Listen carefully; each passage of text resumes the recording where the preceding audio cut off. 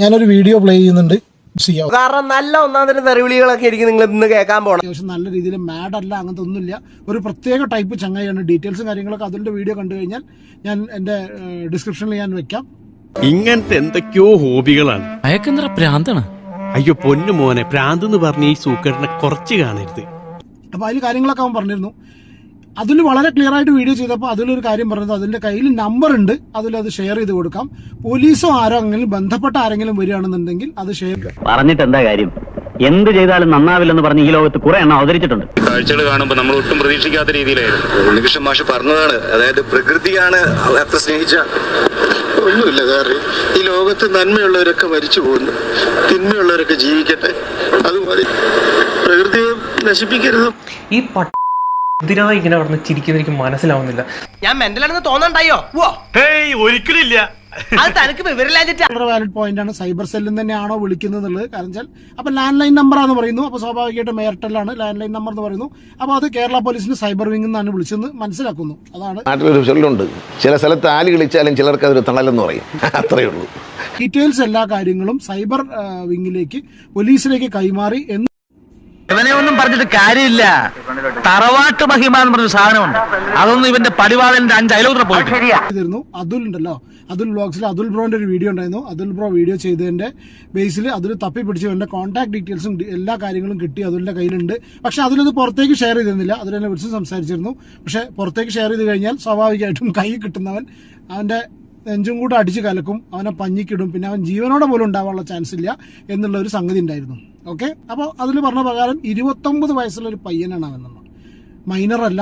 അങ്ങനെ എന്നെ സൈബർ സെല്ലിൽ നിന്ന് വിളിച്ചിട്ടുണ്ടായിരുന്നു. വിളിച്ചിട്ട് ഈ പൂക്കാവടി മോന്റെ ഡീറ്റെയിൽസ് ചോദിച്ചിട്ടുണ്ടായിരുന്നു. ഞാൻ കോൺടാക്ട് നമ്പറും കാര്യങ്ങളും കൊടുത്തിട്ടുണ്ട്. അപ്പോൾ അതുമായി റിലേറ്റ് ചെയ്തിട്ട് ഞാനൊരു വോയിസ് റെക്കോർഡ് ഇവിടെ ഒന്ന് കേൾപ്പിക്കാം. കേട്ടിട്ട് ബാക്കി സംസാരിക്കാം. അതുലാണോ? അതെ, അതിലൊരു സൈബർ സെല്ലിൽ നിന്നാണേ. പറയൂ സാർ. അതായത് അതിലിപ്പോ ഒരു വീഡിയോ ചെയ്തിരുന്നല്ലോ, മറ്റേ റിനോയിൽ ലവ് എന്ന് പറഞ്ഞ കഴിഞ്ഞ ദിവസം ആ ഒരു അവരുടെ അഡ്രസ് കാര്യങ്ങൾ ഫോൺ നമ്പർ അതിന്റെ രണ്ടെന്നും വീഡിയോ എന്നാണ് അറിഞ്ഞത്. അവന്റെ ഫോൺ നമ്പർ ഉണ്ട്. ആ ഫോൺ നമ്പർ ഒന്ന് പറയാമോ? പറഞ്ഞല്ലോ സാർ. സാർ സൈബർ സെല്ല് തന്നെയല്ലോ, കൺഫേം ആണല്ലോ? അതെ അതെ അതെ അതെ.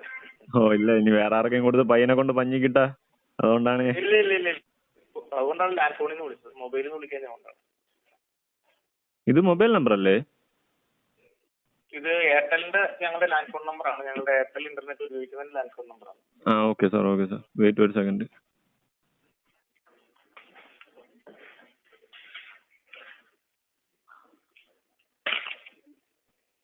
സാർ 2 നമ്പർ ഉണ്ടേ. ഒരു മിനിറ്റ് കൊണ്ട്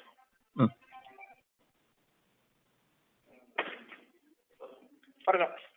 96 96 33 83 ഇല്ല 83 അല്ല 33 9633 91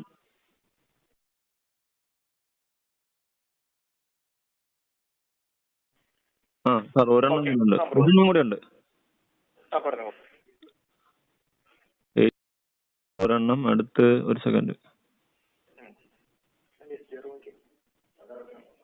സാർ. 80 78 40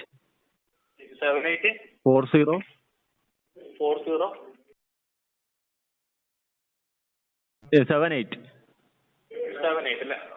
ഒന്നുകൂടി പറയട്ടെ, ഞാൻ പറയാം. 807840. ഡീറ്റെയിൽസ് എല്ലാ കാര്യങ്ങളും സൈബർ വിങ്ങിലേക്ക് പോലീസിലേക്ക് കൈമാറി എന്ന്